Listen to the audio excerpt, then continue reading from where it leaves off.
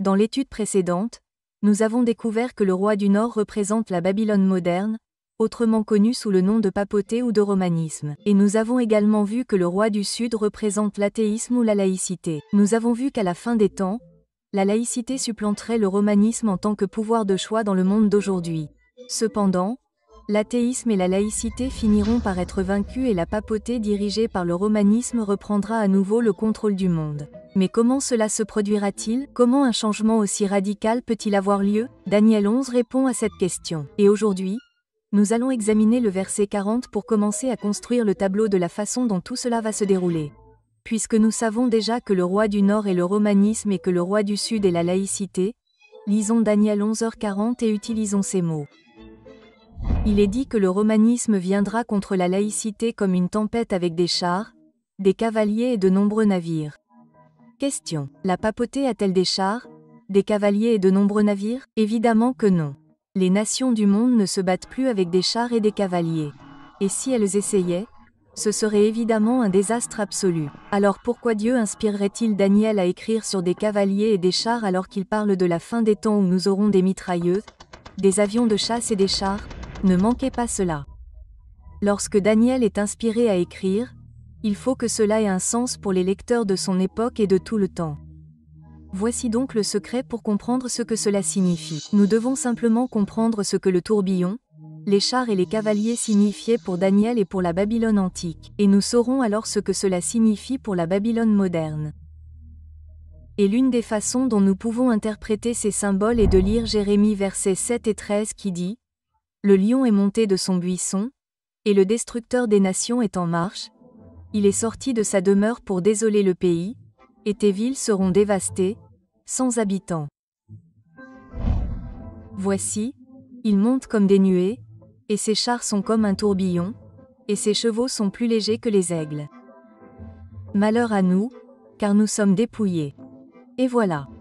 Le même langage utilisé dans Daniel 11h40 est utilisé dans Jérémie. Les chars, le tourbillon, les chevaux qui nécessitent manifestement des cavaliers sont tous mentionnés dans les deux endroits. Ce que nous voyons dans ces versets est une description de l'ancienne Babylone alors qu'elle se préparait à conquérir les nations. Jérémie fait référence à Babylone comme à un lion, tout comme Daniel a également vu Babylone comme un lion dans Daniel chapitre 7.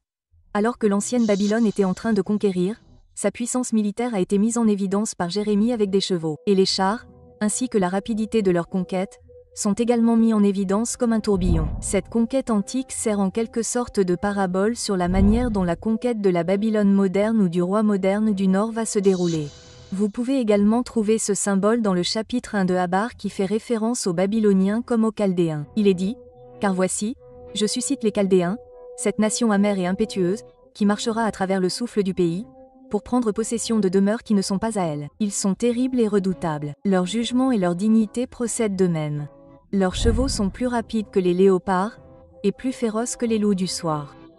Et leurs cavaliers se déploient, et leurs cavaliers viennent de loin. Ils volent comme l'aigle qui se hâte de dévorer. » Encore une fois, nous trouvons une référence à la puissance militaire de Babylone dans le symbole des chevaux et des cavaliers. Tous ces symboles pointent vers la même chose, la conquête de l'ancienne Babylone. Et cela nous donne un indice sur la manière dont la conquête de la Babylone moderne ou du roi du Nord moderne va se dérouler. Cela nous permet de savoir que ce que nous voyons dans Daniel 11 représente un scénario qui va bientôt se produire et qui voit la Babylone moderne conquérir par la puissance militaire ou séculière. Mais attendez une minute, si vous regardez la cité du Vatican, il y a des soldats et des gardes. Cependant, rien qu'en les regardant, je pense qu'il est juste de dire qu'il n'y a pas assez de puissance militaire pour conquérir le monde. Cependant, d'après ce que nous avons vu dans le premier épisode de cette série pendant l'âge des ténèbres, la papauté n'a jamais conquis en utilisant sa puissance militaire, mais plutôt en utilisant la force des nations environnantes. Et c'est exactement ce qui se passe dans Daniel 11, ce qui deviendra plus clair lorsque nous examinerons Daniel 11h43. Lorsque la blessure mortelle est guérie, la papauté aura de nouveau accès à la puissance militaire des nations du monde entier, et elle utilisera ce pouvoir pour faire respecter la marque de la bête. Mais ce n'est pas seulement la puissance militaire qui sera utilisée pour rétablir les principes du romanisme. Il y a un autre symbole dans Daniel 11 relatif au pouvoir et à l'influence que le romanisme exercera bientôt sur le monde et ce symbole est celui des navires. Alors, encore une fois, découvrons ce que les navires signifiaient pour Daniel afin de comprendre ce que cela signifie pour nous aujourd'hui. Dans les Écritures, les navires étaient utilisés à diverses fins, y compris à des fins de guerre. Mais l'utilisation prédominante des navires dans la Bible était le transport de marchandises à acheter et à vendre. Tout comme les cargos, les trains de marchandises et les camions à 18 roues de nos jours, les navires étaient utilisés pour transporter des marchandises dans les deux sens pour le commerce. Prenons ces versets par exemple. 2 Chroniques 9h21. Car les navires du roi allaient à Tarsès et aux serviteurs de Aram. Tous les 3 ans, les navires de Tarsès revenaient une fois, apportant de l'or, de l'argent, de l'ivoire et des objets précieux, des singes et des paons. Et celui-ci, Psaume 107/23.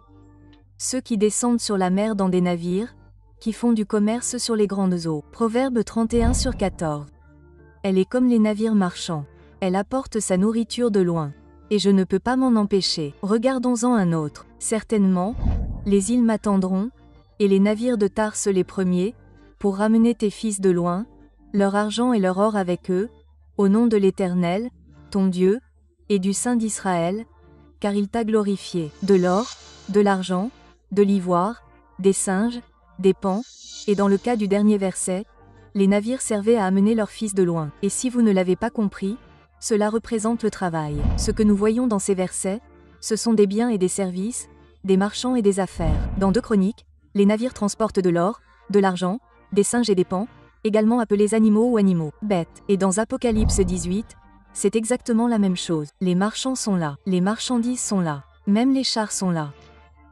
Cela ressemble étrangement à ce que nous trouvons dans Apocalypse 18 qui parle de la Babylone moderne liée aux marchands de la terre impliqués dans le commerce de l'or, de l'argent, des pierres précieuses, des bêtes, des moutons, des chevaux, des chars, des esclaves et des âmes des hommes. Et enfin, nous voyons que tous les capitaines de navires, tous les équipages de navires, les marins et tous ceux qui font du commerce par mer se tenaient au loin. Il devrait être évident que les navires dans Daniel 11 représentent les affaires et le commerce. Alors, qu'est-ce que tout cela signifie? Les chars, les cavaliers et les navires qui représentent le pouvoir séculier et le commerce. Ce que nous avons ici est un extrait de ce que l'on trouve dans Apocalypse 13. La papauté arrive et elle viendra avec le pouvoir d'imposer la marque de la bête avec un pouvoir séculier sur les affaires qui dit que les hommes ne pourront ni acheter ni vendre. Et elle aura le pouvoir de contraindre les hommes à recevoir la marque de la bête en les menaçant de mort. Et pour ce faire, ils devront avoir le pouvoir sur la force militaire des nations du monde, tout comme ils l'avaient au Moyen-Âge. Et dans Daniel 11, il est dit, tout cela arrivera dans un tourbillon. Comme nous l'avons déjà vu, lorsque l'antique Babylone se préparait à leur attaque, le prophète Jérémie déclara, « Voici, ils montent comme des nuées, et ses chars sont comme un tourbillon. Ses chevaux sont plus légers que les aigles. Malheur à nous, car nous sommes dépouillés. » Il fut dit à Jérémie de faire mention aux nations, « Voici, publié contre Jérusalem. » En d'autres termes, Jérémie fut appelé à avertir toutes les nations, car tout le monde allait être impliqué dans ce tourbillon à venir. Cela ne diffère pas de ce que nous voyons dans Daniel 11h40, qui dit que le roi du Nord finira par entrer dans les pays, il débordera et débordera. Cette expression, entrer, déborder et déborder, décrit une puissance qui se lance dans une conquête mondiale de la domination de tous les pays. Ou je pourrais dire de toutes les nations, tribus, langues et peuples. Il est donc important que nous comprenions que Dieu nous a appelés à avertir le monde des troubles qui vont se produire dans notre monde alors que le roi du Nord revient comme un tourbillon pour regagner ce qu'il a perdu. Daniel 11h40 nous fait simplement savoir que la Babylone moderne finira par prendre le contrôle et utiliser le pouvoir des nations séculières du monde. Afin de faire respecter la marque du Seigneur, bête, ils doivent nécessairement avoir l'autorité politique et judiciaire pour promulguer des lois et l'autorité militaire et financière pour faire respecter les lois. C'est ce que Daniel a vu dans les symboles des chars, des navires et des cavaliers. Il devrait être clair que ce qu'il a vu est exact et se produira lorsque Dieu choisira de le permettre. L'objectif de Babylone est d'éradiquer le sécularisme, qui est l'idéologie de la séparation de l'Église et de l'État, et de le remplacer par le romanisme, qui est l'idéologie de l'union de l'Église et de l'État. Et quand cela arrivera, tout comme un tourbillon, ce sera rapide, et les derniers mouvements seront rapides. Dans le prochain épisode, nous allons examiner le verset 41 de Daniel 11 et obtenir encore plus de détails sur la manière dont cela va se produire. J'espère donc vous revoir dans le prochain épisode de Daniel 11 et 7.